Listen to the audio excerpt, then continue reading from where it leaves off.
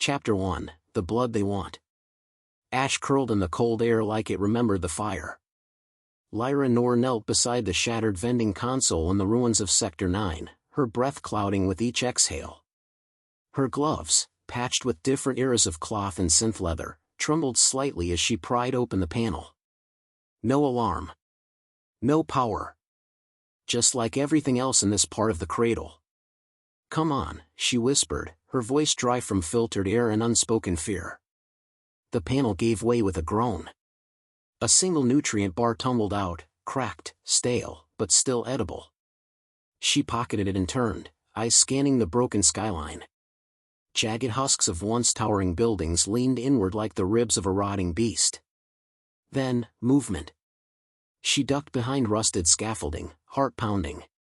Through the cracks, two Viesha drones floated past, sleek obsidian ovals humming low, scanning. Their needle-thin limbs twitched mid-air like they itched for blood. Not today. She waited. 10 seconds. Then 30. Once clear, she slipped into the old subway tunnel. Silence welcomed her like an old friend. She walked quickly, past graffiti-etched walls and flickering remnants of ancient light. At the far end, the steel door groaned open. Inside, 3 kids huddled over a makeshift fire. Malik, the oldest, stood when she entered. "Did you find it?" Lyra tossed him the bar. "Split it. No waste." He nodded. No questions. That's how they'd survived. She crouched near the smallest girl, Nia, who coughed into a rag. The blood on it was darker today. "Her lungs are going," Malik said quietly behind her. "I know." Lyra reached into her satchel and took out a worn med syringe. "This'll buy her time." "You said that last week." "I lied." She pressed the injector to Nia's arm. The child barely flinched. Her eyes, pale and tired, met Lyra's. "Am I dying?" Lyra hesitated. "No. But we don't have time to waste either." They didn't. That night, sleep came in fits. In her dreams, her mother's voice whispered through static, "When they come for your blood, make them earn it." The next morning, a tremor shook the shelter. Dust rained from the ceiling. Viesha drones. Lyra grabbed her satchel and dashed out. She never made it far. A net of blue light slammed her into the ground. Her muscles locked. Screams echoed behind her. "Malik? Nia?" She couldn't tell.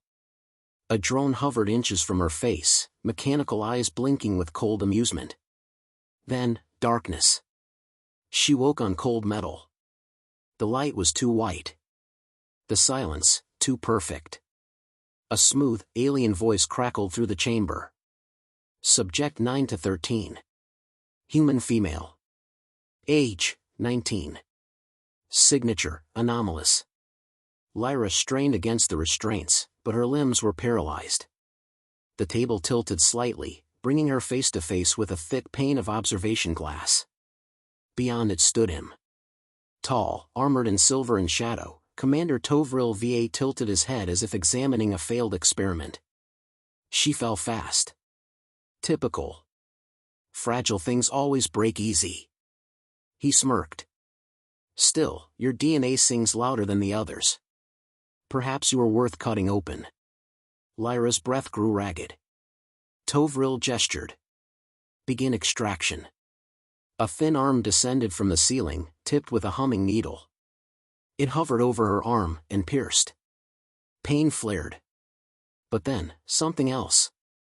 A pulse. From her spine outward, something surged: heat, sound, memory. Symbols she'd never seen flooded her vision, etched in ancient gold, spinning like prayers. She screamed.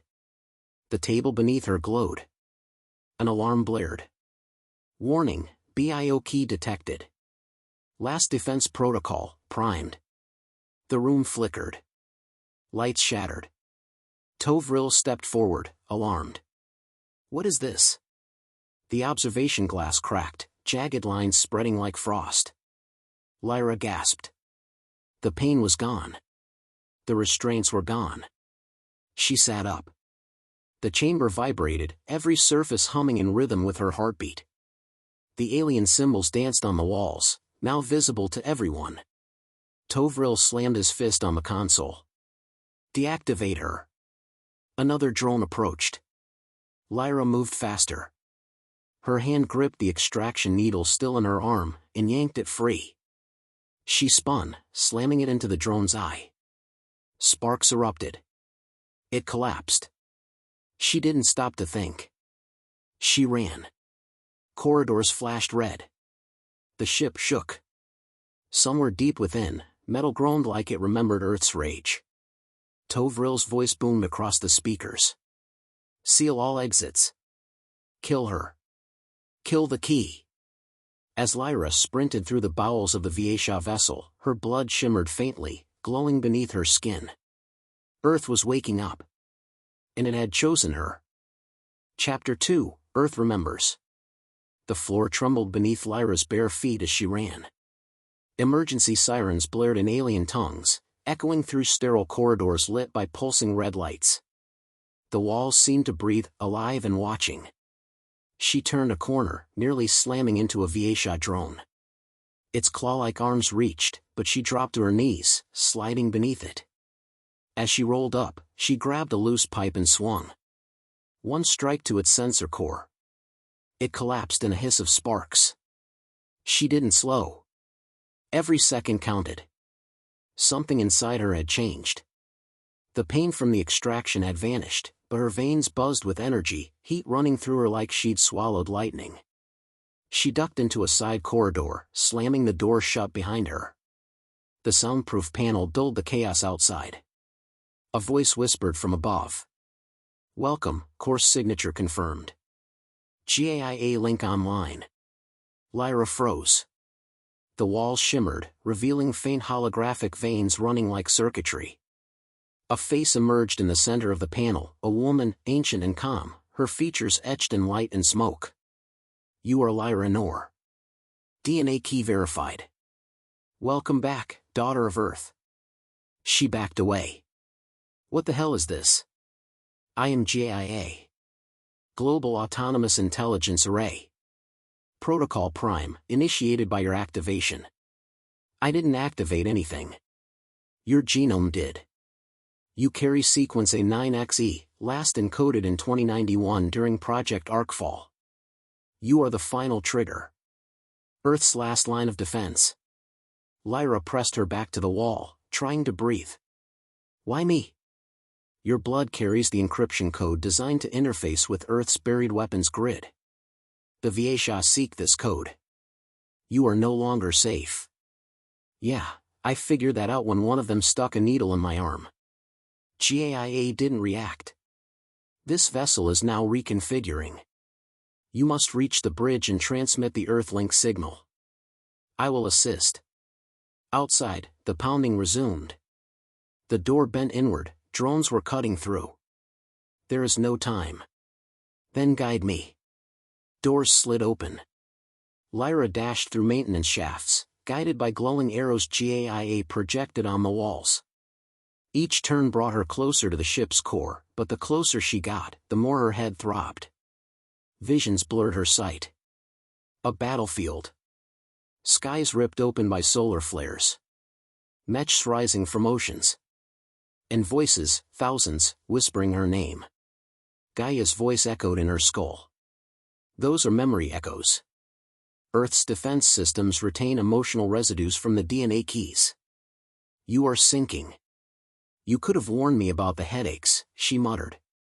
She emerged into a wide chamber, rows of biotanks filled with floating human corpses. Each tagged and labeled. Test subjects. Rage welled up, but she pushed past it. One tank at the far end flickered with blue light. A pod. Not a corpse. Inside, a suit. Midnight black. Veined with silver. Inlaid with the same symbols that had appeared during her activation. Interface armor. Designed for keybearer synchronization.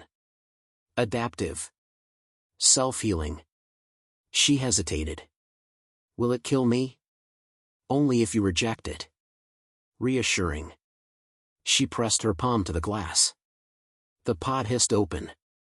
The moment the suit touched her skin, it tightened, not painfully, but with purpose. It clung to her like a second body, fusing at her spine, wrists, and neck.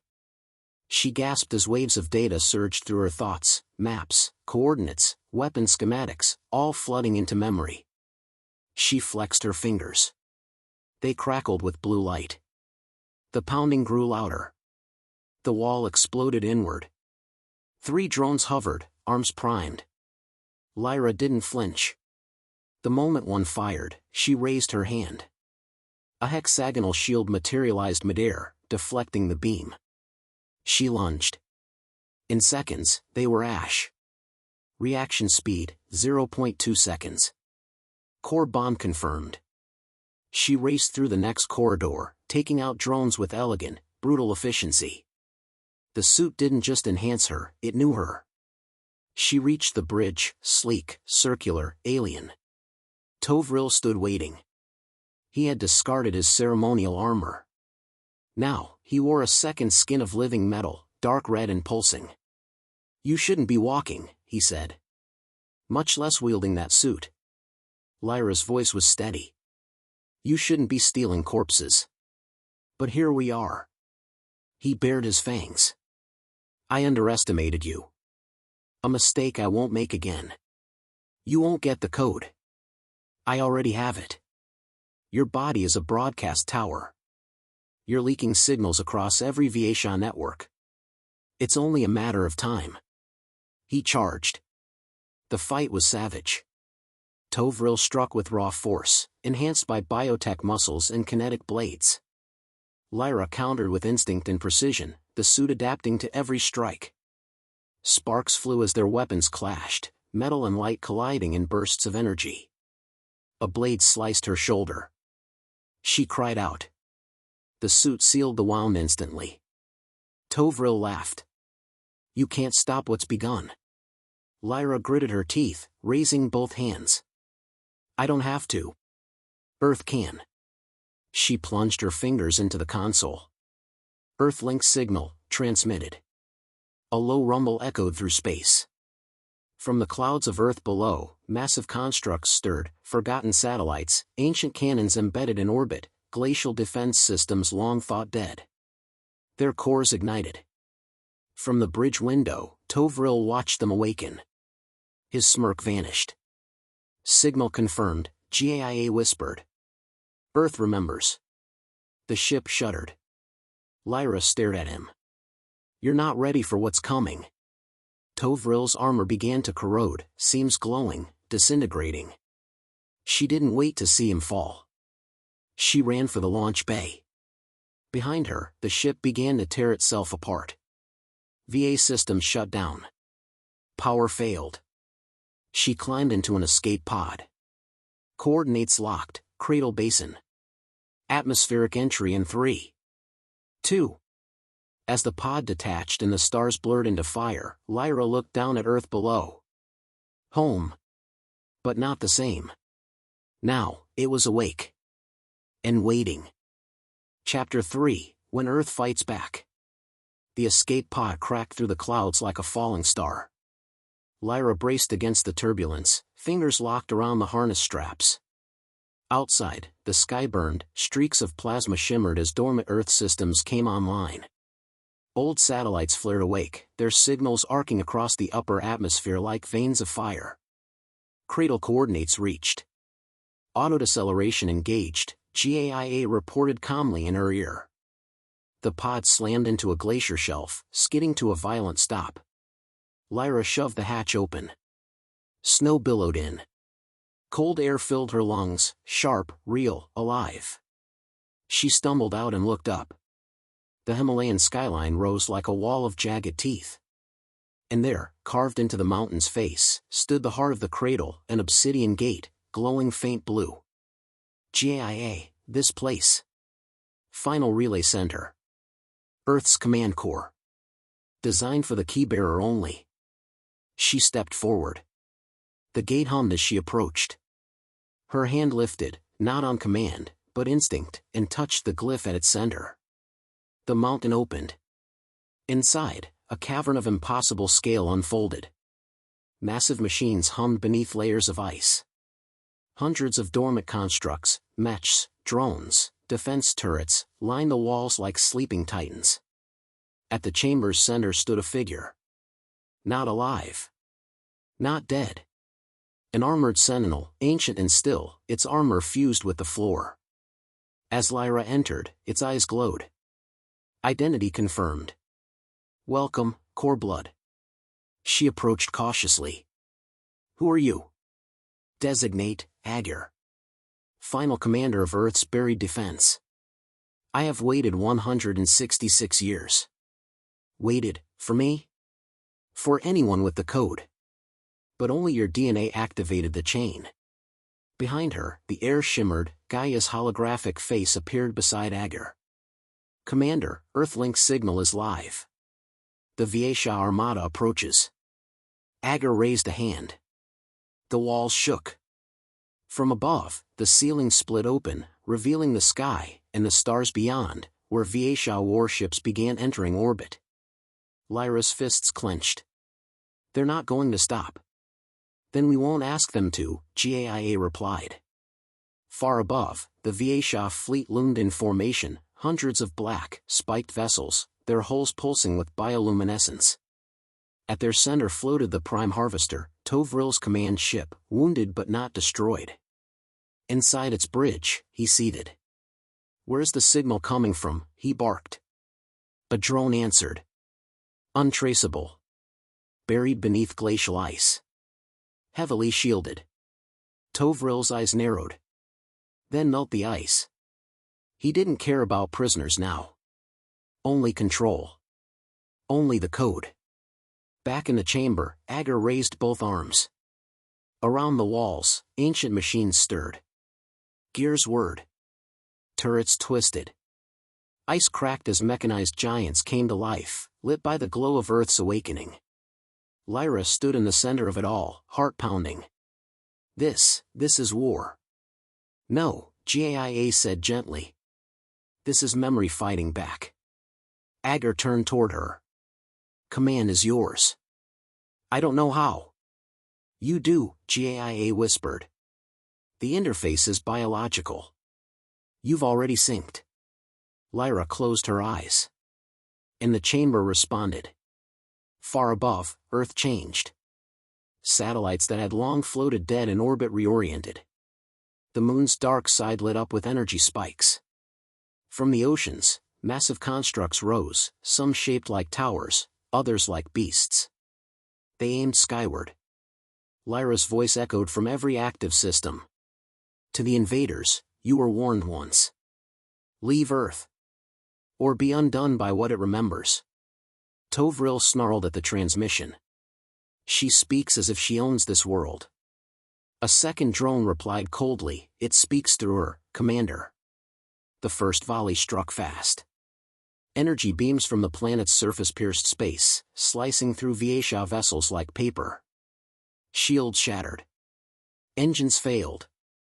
Entire wings of the fleet blinked out in seconds. The Viesha fired back. Missiles tore through the upper stratosphere, striking ancient defense sites, but for every cannon that fell, another rose. The Earth fought like it had a mind. Because now, it did. Lyra stood in the command chamber, eyes glowing, breath steady. She no longer felt fear. She felt connection. Mountains responded to her gestures. Rivers shifted course to reveal old artillery nests. Every part of the planet's buried arsenal was hers to command. But it wasn't the weapons that made her powerful. It was the fact that she wasn't alone. Voices, old, recorded, human, filtered through Gaia's systems. Engineers. Soldiers. Scientists. Parents. Children. They had left messages. Not for surrender. But for recovery. Inside the Prime Harvester, Tovril gripped his console. Target the source, he shouted. End her. His ship fired a final, devastating beam, pure planetary killer class. It struck the mountain. For a moment, nothing moved. Then the light bent. Twisted. Folded inward. Gravity itself warped, and the beam vanished. Agar spoke, his voice thunder through the cavern, core-level shields, active. Lyra turned toward the projection of Tovril now appearing in the chamber. GAIA intercepted his signal. Still think I'm just a girl? She asked. Tovril's face twisted. You're a virus in the system. A mistake. She smiled coldly. That mistake just wiped your fleet. Outside, the final Viesha ships cracked apart, drawn into collapsing gravity fields and artificial rifts. The sky cleared. Later, the chamber dimmed. The machines quieted. Lyra stood alone near the command dais. Gaia's voice was softer now. Protocol complete.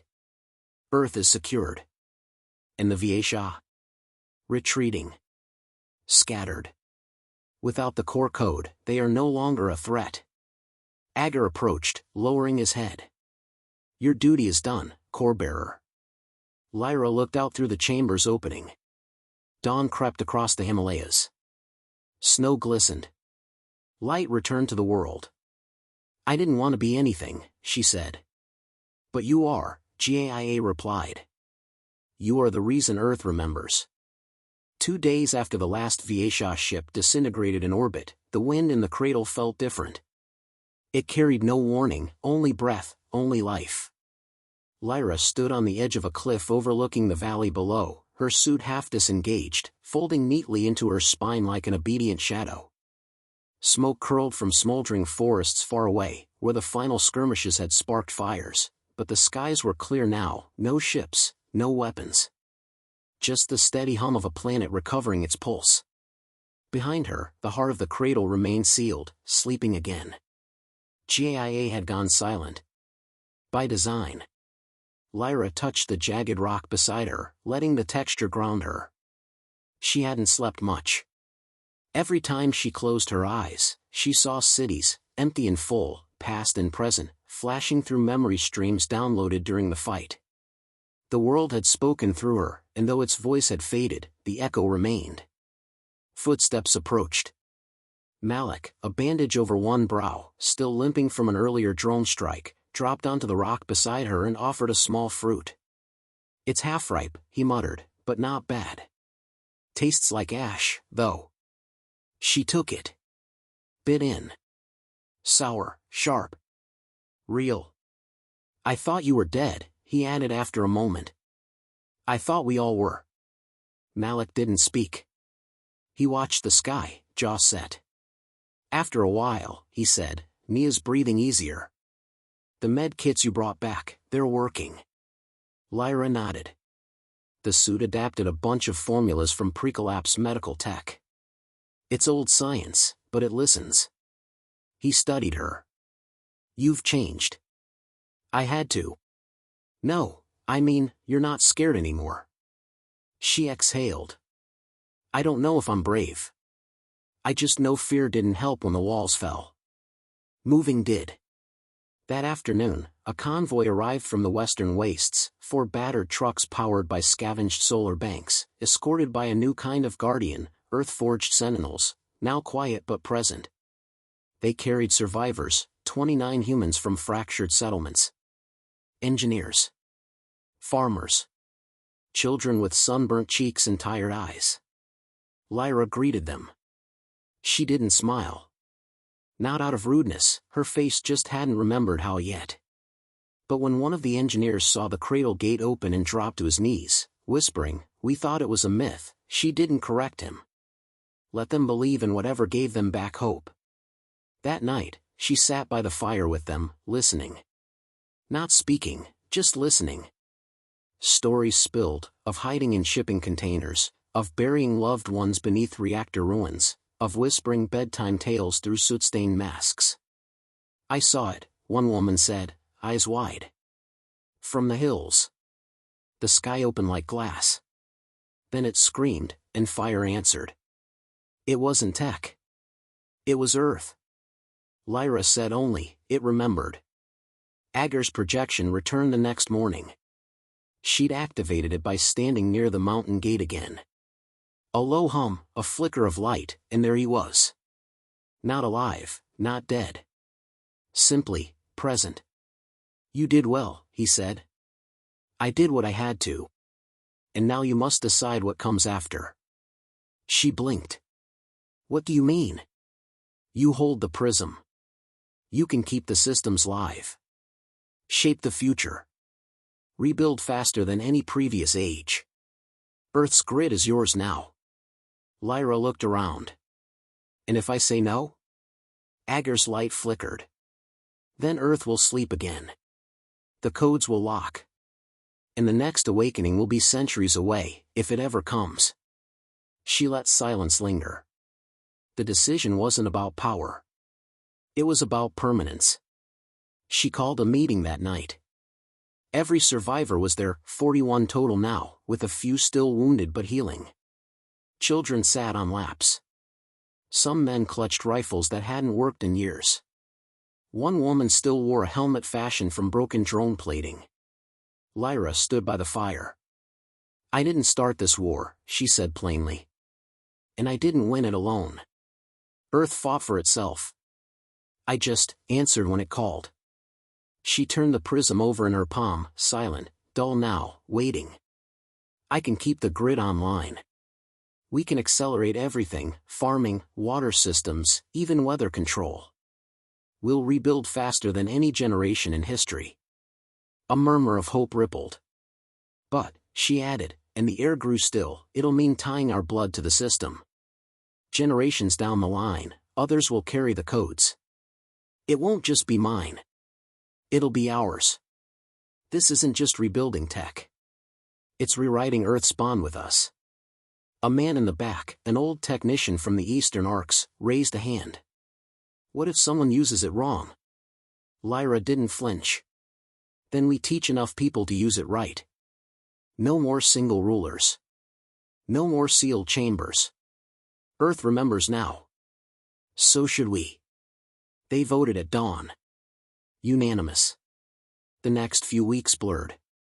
She taught what she knew, how to interface with dormant nodes, how to decode AI whispers, how to understand pulse rhythms and weather engines. She led expeditions to ruins that were once cities, activating silent towers that now fed power to distant villages. Every child received a copy of the story. Not the war, but the awakening. Lyra insisted on it. It wasn't about fighting, she told Malik as they watched crops sprout faster than ever through nutrient-infused soil. It was about remembering who we are. He smirked. Poetic for someone who crushed an alien warlord. She nudged him. Even warriors have to weed gardens. On the 90th day, GAIA returned, briefly. A soft glow, a familiar voice. Hello again, Lyra. She smiled. I thought you'd gone quiet. Only to let you lead without my shadow. I wasn't built to rule, only to remember. Then help me keep the memory clean. Always. And then she was gone again. Not absent. Just silent. Waiting. That evening, a child approached Lyra with a question. Did Earth really sleep for 100 years? Lyra looked out toward the cradle. No, she said. It waited. Then she knelt, handed the girl a seed, and said. Now it grows.